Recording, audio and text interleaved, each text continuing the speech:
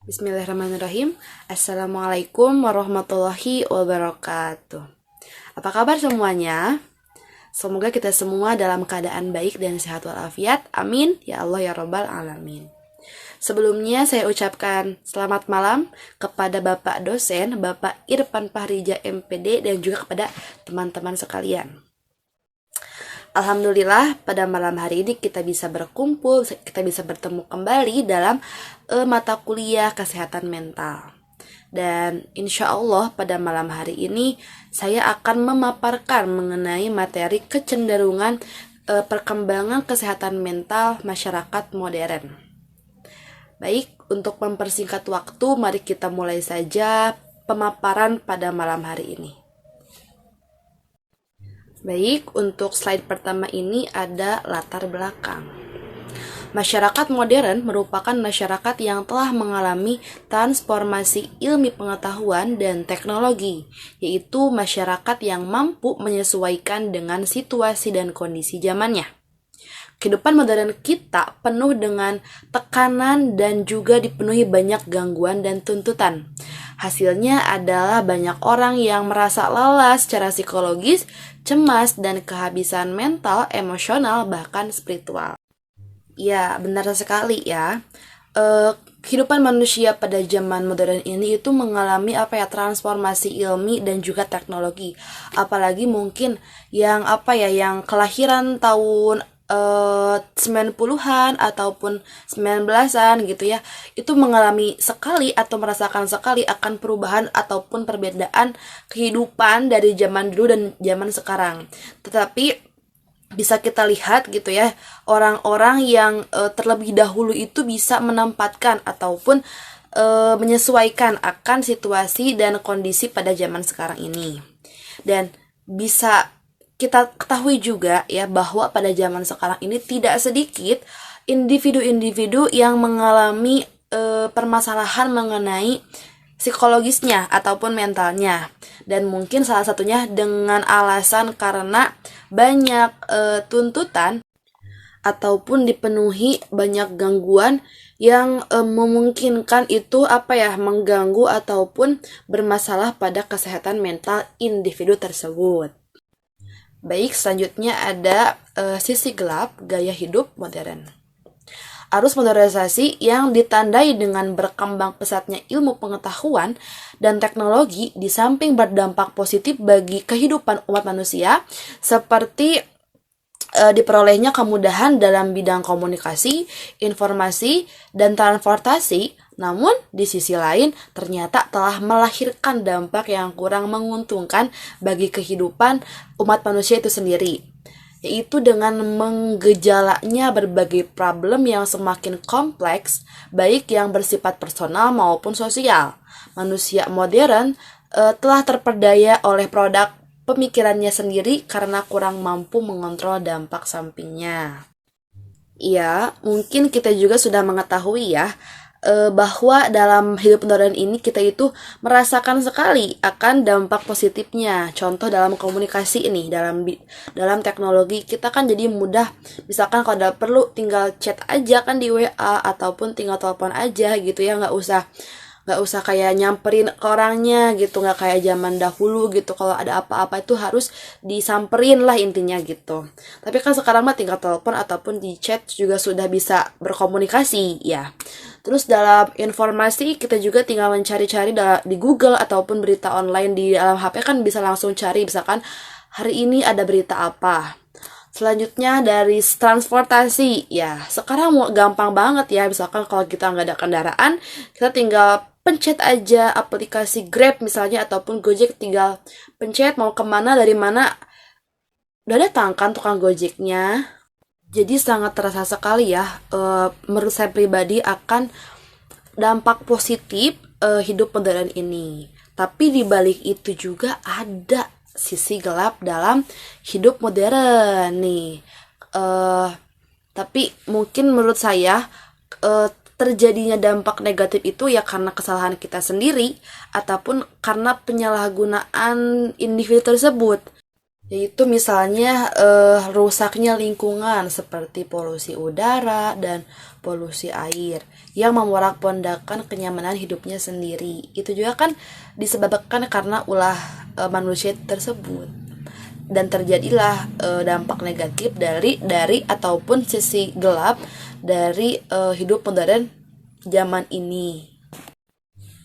Dan kehidupan yang terlalu berorientasi kepada kemajuan dalam bidang material dan melupakan dimensi rohaniah sangat berpengaruh juga atau sangat berpengaruh buruk terhadap pola perilaku manusia sendiri. Kondisi ini ternyata sangat kondusif bagi berkembangnya masalah-masalah pribadi dan sosial yang terekspresikan dalam suasana psikologis yang kurang nyaman, seperti perasaan cemas, stres, dan perasaan terasing serta terjadinya penyimpangan moral atau sistem nilai.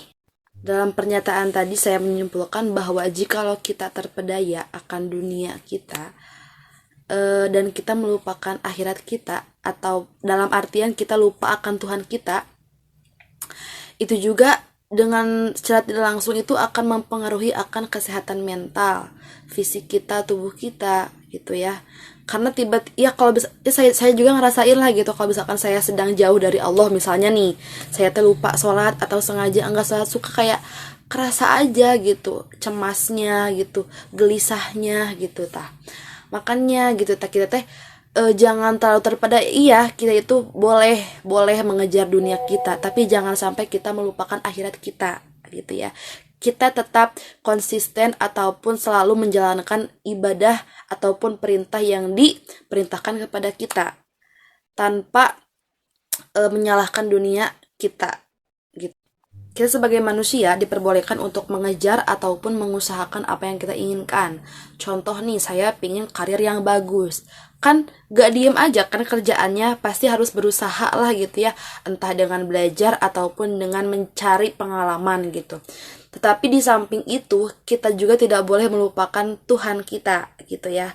Karena tidak boleh dihilangkan bahwa yang telah mengasihi kita ataupun yang telah memberikan apa yang memberikan apa yang kita punya itu Tuhan kita sendiri gitu.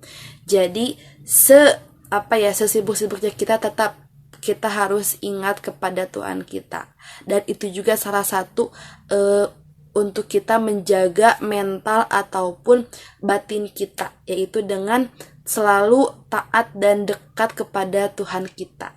Dan tidak bisa dipungkiri bahwa kita bisa seperti ini, kita bisa mempunyai apa yang kita punya sekarang itu berkat siapa? Berkat Tuhan kita gitu. Meskipun iya dalam logikanya kita ini bekerja keras nih, aku punya HP teh, aku teh kerja cenah, dapat uang, dapat gaji. Tapi kan hakikatnya itu kan dari Tuhan kita, dari Allah ya gitu. Jadi sesibuk-sibuknya kita dalam mengejar dunia, dalam mengejar ataupun mengusahakan apa yang kita inginkan, jangan lupa akan siapa sih di balik kita bisa kayak gini tuh, yaitu adalah Tuhan kita sendiri. Nah, selanjutnya ada pengertian kesehatan mental. Sebelum kita membahas kesehatan mental, kita juga perlu memahami dulu apa itu pengertian dari sehat. Menurut WHO atau World Health Organization, ia memberikan pengertian tentang sehat, yaitu sebagai keadaan fisik, mental, dan sosial yang lengkap, sejahtera, dan tidak semata-mata karena tidak adanya penyakit atau kelemahan. Definisi ini semakin menjelaskan bahwa kesehatan mental merupakan bagian dari kesehatan. Kesehatan mental juga sangat berhubungan dengan kesehatan fisik dan perilaku. Jadi bisa disimpulkan bahwa sehat itu adalah di mana kondisi fisik, mental, ataupun perilaku kita itu ya sedang baik-baik saja, tidak terganggu. Misalkan nih kalau kita lagi kurang sehat, misalkan fisiknya kayak lagi demam, kan kita dengan otomatis tidak akan bisa bekerja ataupun beraktivitas seperti biasanya. Jika kita juga mempunyai gangguan dalam fisik dan mental kita juga kan pasti bakal adalah di waktu kita tuh tidak bisa fokus akan hal yang sedang kita lakukan karena ada pikiran lah atau ada suatu yang yang membebani gitu ya terhadap mental kita. Lalu selanjutnya ada pembahasan mengenai kecenderungan perkembangan kesehatan mental.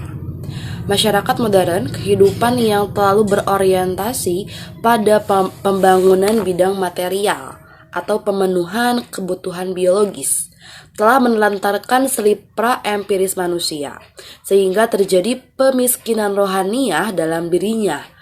Dalam satu penelitian terhadap masyarakat barat dikemukakan bahwa akibat sampingan dari gaya hidup modern di negara-negara industri adalah berbagai masalah sosial dan pribadi yang cukup kompleks. Jadi ya di zaman sekarang itu atau di zaman modern itu kelihatannya gitu ya, manusia itu berlomba-lomba, berbondong-bondong untuk mengejar apa yang mereka inginkan gitu. Dalam artian mengejar dunia gitu. Dan tidak sedikit saya temukan gitu ya, tapi saya temukan saja, insya Allah tidak akan merasakan gitu ya. Apalagi di umur yang mungkin remaja menuju dewasa gitu ya, umur 20-an. Jadi orang-orang tuh kayak tertekan atau terbebani gitu bahwa di umur segini itu kalian tuh harusnya udah punya udah punya ini, udah punya itu. Padahal kan nggak seharusnya gitu, kita tuh memiliki itu ataupun mendapatkan itu gitu.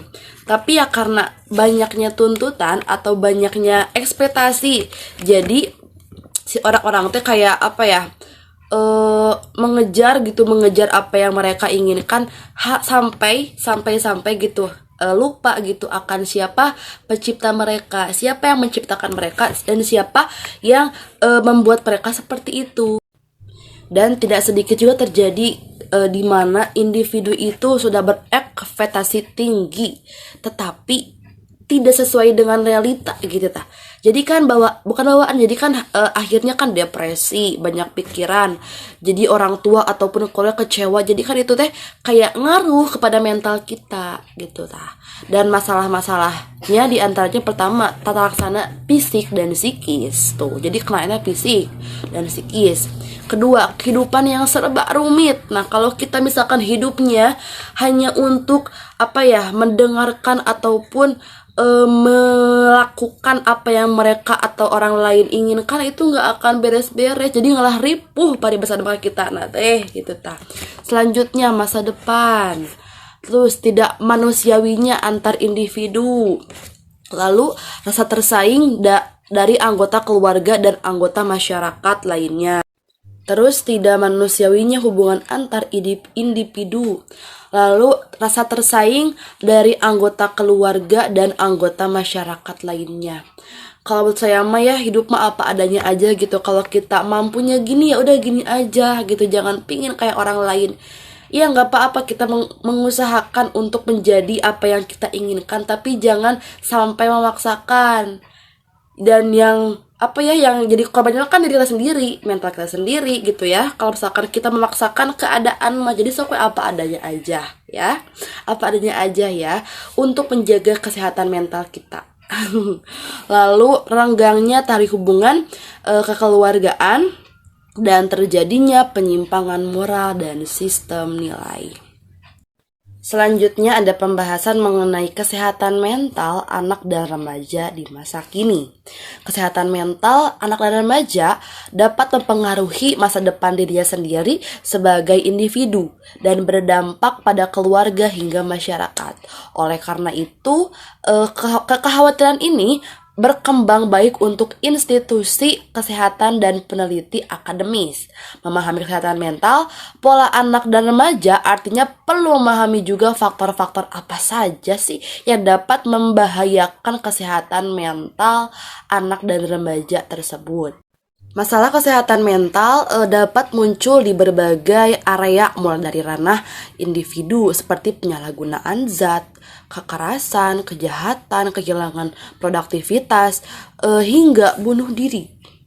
Ya, kesehatan mental pada anak dan remaja juga melibatkan kapasitasnya untuk dapat berkembang dalam berbagai area seperti biologis, kognitif, sosial, dan emosional.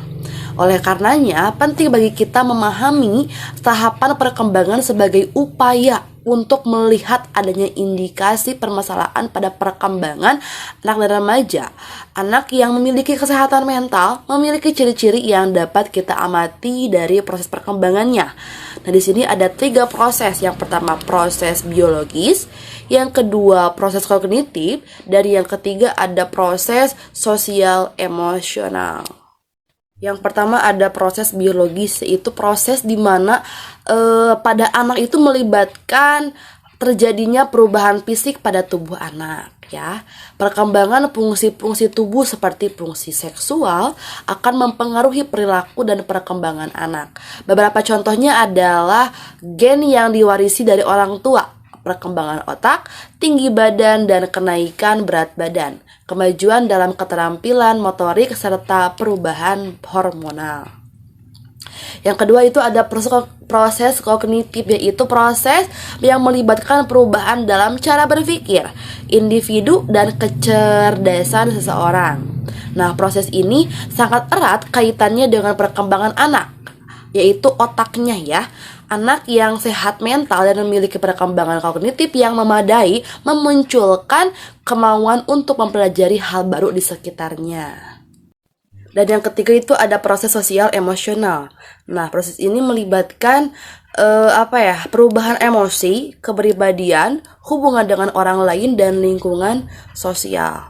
Proses sosial emosional yang berkembang dengan baik itu membuat anak mampu menyadari, membedakan, mengelola, serta mengekspresikan emosi secara tepat. Nah, seiring berjalannya waktu, anak-anak juga perlu untuk menjadi sadar akan adanya orang lain dan berusaha menumbuhkan empatinya terhadap orang lain, ya. Ini sama seperti judulnya, sosial dan emosional. Jadi jika prosesnya baik, jadi si anak tersebut itu bisa menyadari bahwa kita nggak hidup sendiri, kita juga hidup bersama orang lain, dan kita hidup membutuhkan orang lain.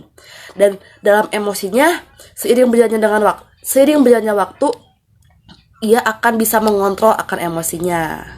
Selanjutnya ada implikasi. Kemampuan seorang dalam mengambil sikap dalam ilmu kesehatan mental termasuk dalam faktor internal, sedangkan kondisi-kondisi yang harus disikapi termasuk faktor eksternal.